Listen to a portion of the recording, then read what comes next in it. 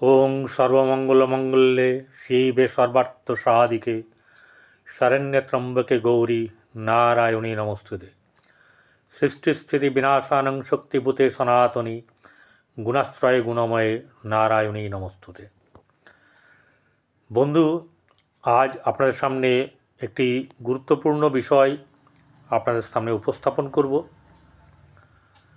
প্রত্যেকের জীবন সুন্দর হোক, আনন্দময় হোক, প্রত্যেকের সংসার সুখের হোক এবং আনন্দময় হোক, শ্রী শ্রী পদ্মাবতী মায়ের কাছে প্রার্থনা করি এবং সঙ্গে বড় মায়ের আশীর্বাদ যেন সকলে পান সেই প্রার্থনা করি।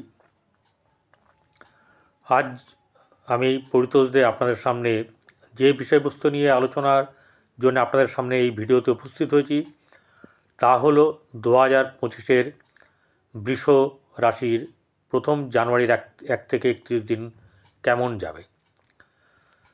একটা কথাই বলতে পারি, গানে যেমন বলে না ফাটাফাটি, সেরকম ধরনের ব্যাপার। কিন্তু 1 থেকে 100-র মধ্যে তো ভালো সবসময় যায় না, যাবেও না, কিন্তু অনেক দিক ভালো। সেই ভালো দিক তুলে ধরব, আবার অন্ধকার দিকও তুলে ধরব। প্রথম কথা হচ্ছে যে শরীর স্বাস্থ্যের দিক থেকে একটু খারাপ থাকবে, মাঝে মধ্যে শরীর স্বাস্থ্য খারাপ যাবে, যেহেতু বৃহস্পতি এখানে অষ্টমপতি, খারাপ যাওয়ার সম্ভাবনা বেশি। এবং সবচেয়ে বড় কথা হচ্ছে যে পেট সংক্রান্ত ব্যাপার, চোখ সংক্রান্ত ব্যাপার, হাঁটুর নিচের সমস্যা, এরকম ধরনের বেশ কিছু সমস্যার সম্মুখীন আপনাদেরকে হতে হবে। আর এরপরে যেটা আসে সবচেয়ে মেন ইম্পর্ট্যান্ট গুরুত্বপূর্ণ বিষয়, সেটি হচ্ছে যে আমাদের অর্থ। বলুন দাদা, অর্থ কেমন হবে? আগেই বলেছি ফাটাফাটি, কিন্তু একটা ব্যাপার হচ্ছে যে এই জায়গাটা আনতে গেলে পরিশ্রম এবং সৎ বুদ্ধি, সৎভাবে রোজগার করা, এই ব্যাপারগুলোকে থাকতে হবে। কেন, তার ব্যাখ্যা আমি অবশ্যই করব। দ্বিতীয় ভাব বলছে যে আর্থিক দিক, যেহেতু বছরের আপনার প্রথম দিন 1 জানুয়ারিতে যে জন্মকুণ্ডলী আছে সেই জন্মকুণ্ডলীটা বলে দিই। বৃষ রাশিতে বক্রী বৃহস্পতি, মঙ্গল কর্কটে নিচস্থ এবং বক্রী, কেতু বসে আছে কন্যা রাশিতে, বুধ বসে আছে আপনার বৃষভ মানে এই বৃশ্চিক রাশিতে, ধনু রাশিতে রবি এবং তৎসহিত চন্দ্র, শুক্র এবং শনি একসঙ্গে বসে আছে কুম্ভ রাশিতে, আর রাহু মীন রাশিতে।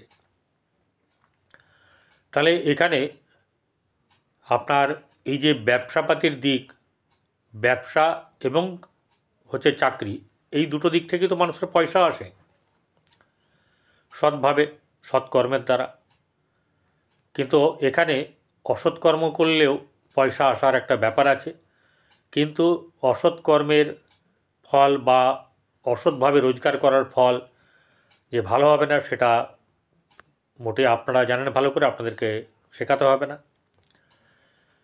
মেন ব্যাপার হচ্ছে যে দ্বিতীয় পতি হচ্ছে বুধ, আপনার হচ্ছে আর্থিক দিক থেকে আপনাকে কতটা বলবল এনে দেবে সেটাই কিন্তু দেখার। এবং ব্যবসা সপ্তমে যেহেতু বর্তমানে থাকবে, তাই এখানে যতদিন থাকবে অন্তত 5-6 দিন বা 4-5 দিন, সেটা কিন্তু আপনাদের পক্ষে শুভ যাবে। এরপরে বুধ দ্বিতীয়পতি অষ্টমে চলে গেলে, দ্বিতীয়পতি অষ্টমে হচ্ছে অশুভ, তো এই দ্বিতীয় পঞ্চম এবং অষ্টম হয়ে যাবে। তাহলে এই দ্বিতীয় যখন অষ্টমে হয়ে যাবে তখন কিন্তু অশুভ হবে। কিন্তু অশুভ হলেও বুধ কিন্তু নিজের ঘরকে দৃষ্টি দেবে। রবি যেমন দৃষ্টি দিচ্ছে, বুধও তেমনি দৃষ্টি দেবে। এই বুধ আবার শেষের দিকে, জানুয়ারির শেষের দিকে, অর্থাৎ 24-25 তারিখে চলে যাবে হচ্ছে গিয়ে পরের রাশিতে।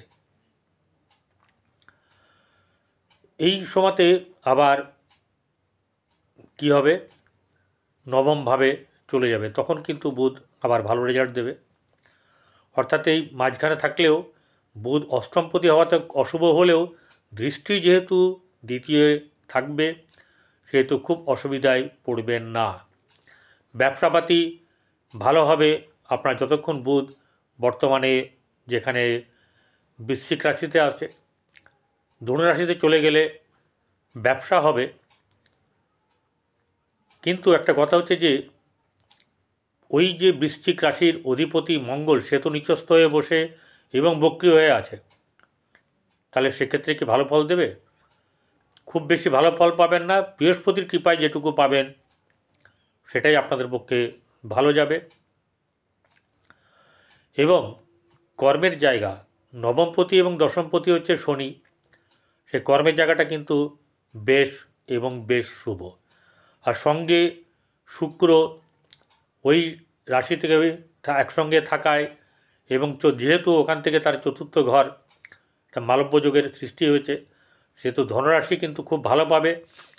যারা এতদিন চাকরির জন্যে ছোটাছুটি করেছেন তাদের এই মাসে চাকরির সম্ভাবনা প্রবল।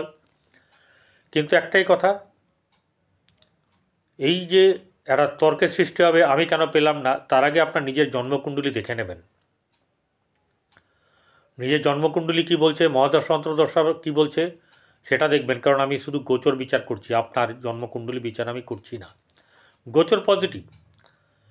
আপনার জন্ম যে কুণ্ডলী তাতে যদি বৃহস্পতি, শনি, শুক্র, বুধ এগুলো যদি ভালো থাকে, আর্থিক দিক থেকে একদম চাঙ্গা থাকবেন। এটা হচ্ছে গিয়ে ব্যাপার। তাহলে কর্মের জায়গাতে আপনাদের সাফল্য আছে। অনেক দিন ধরে যারা চেষ্টা করছেন কর্মের জন্য এবং তাদের যদি জন্মকুণ্ডলীতে সেই যোগ থাকে, অবশ্যই করে দেখবেন মিলিয়ে নেবেন। 100% আপনারা জব পাবেনই পাবেন। এবারে আরেকটা জিনিস হচ্ছে যে শুক্র যেহেতু ষষ্ঠপতি, ষষ্ঠ হচ্ছে প্রতিষ্ঠার জায়গা, সে দশমে বসে আছে, তাহলে আপনাদের সুপ্রতিষ্ঠিত জায়গা দেখবে।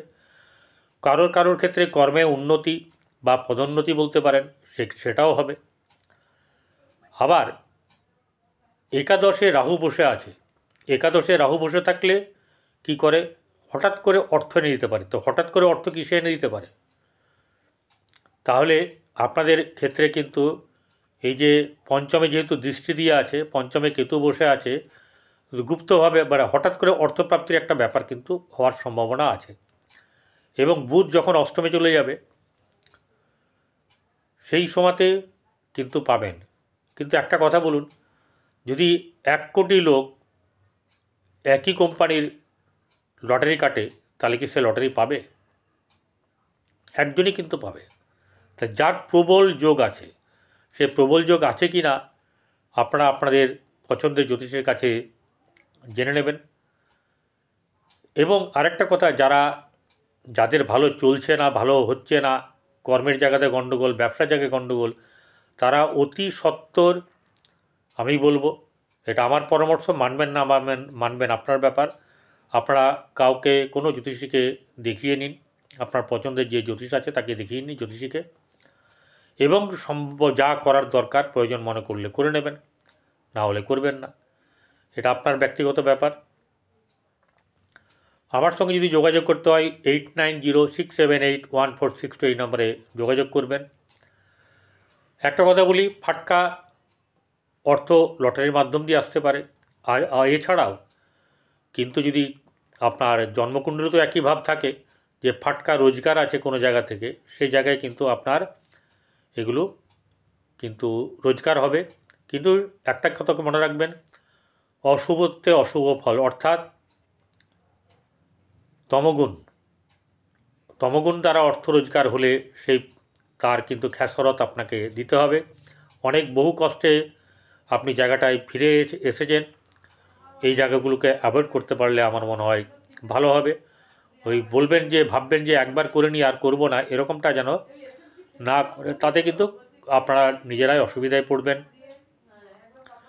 বৈবাহিক জীবনে প্রথম দিকটায় যাদের বিয়ের ব্যাপার নিয়ে কথাবার্তা চলছে, তাদের আপনারা এই 6 তারিখ বা 5 তারিখ থেকে টানা 24 তারিখ অবধি আপনারা একটু বিরত থাকবেন। এই সময়তে কি করবেন, খুব ছুটবেন, খুব ছোটাছুটি করবেন। কি করবেন একটা কথা বলে দিই, ভালো করে যোগাযোগগুলো করে নেবেন। যাদের বিয়ের ব্যাপার আছে তারা কিন্তু এর মধ্যে এই যে কোনো কাজ যদি আটকে থাকে বিয়ের ব্যাপার নিয়ে, এই সময়তে হয়ে যাওয়ার সম্ভাবনা প্রবল। বিরত থাকতে বলেছি, তার কারণ হচ্ছে গিয়ে নেগেটিভ চিন্তা করতে বারণ করছি। বিরত হবেন না, নিজেকে পজিটিভ রাখবেন, হওয়া কাজটা যাতে 100% হয় সেই চেষ্টা করবেন এবং অলসতাকে ত্যাগ করবেন। আর কোনো ধরনের লোভ জাতীয় কোনো কিছু হলে সেটাকে পরিত্যাগ করার চেষ্টা করবেন। শিক্ষার দিক থেকে সুবিধে আছে, তবে যদি মন দিয়ে কেউ কাজ করে তবে গিয়ে ভালো হবে, নচেত কিন্তু শিক্ষায়ও বাধা আছে। আর্থিক দিক থেকে আপনার এই জানুয়ারি মাস শুভ, বলতে পারেন যে শুভ আরম্ভ শুরু হয়ে গেছে। এই জানুয়ারি মাসও কিন্তু ভালো চলবে, আর্থিক দিক থেকে ভালো চলবে। অর্থ এমন জায়গায় রাখবেন যেখানে লোভ করে আপনি কোনো কিছু করতে যাবেন না, কারণ আগামী দিনে আপনার অর্থের প্রয়োজন হওয়ার সম্ভাবনা আছে। সেটা সময় এলে এই বছরেই জানতে পারবেন। তার জন্যে বলছি যে অর্থটা অপচয়ের দিকে যাবেন না, ভালো মতন চেষ্টা করবেন যাতে ভালো জায়গায় থাকে। কোথায় রাখবেন, কী করবেন আপনাদের ব্যাপার। গোল্ডে ইনভেস্ট করতে পারেন, এতে একটা লভ্যাংশ আপনারা একটা টাইমে পাবেন, তবে নিতান্তই আপনার ব্যাপার। আমি বলবো না যে শেয়ার মার্কেটে যান, শেয়ার মার্কেট থেকেও লাভ হবে, কিন্তু শেয়ার মার্কেটে লটারি কাটতে এগুলো আমি বারণ করি কেন, কারণ আমি আপনার জন্মকুণ্ডলী জানি না, সেই ক্ষেত্রে বারণ করছি। ভালো থাকবেন এবং সুযোগকে কাজে লাগাবেন। নমস্কার।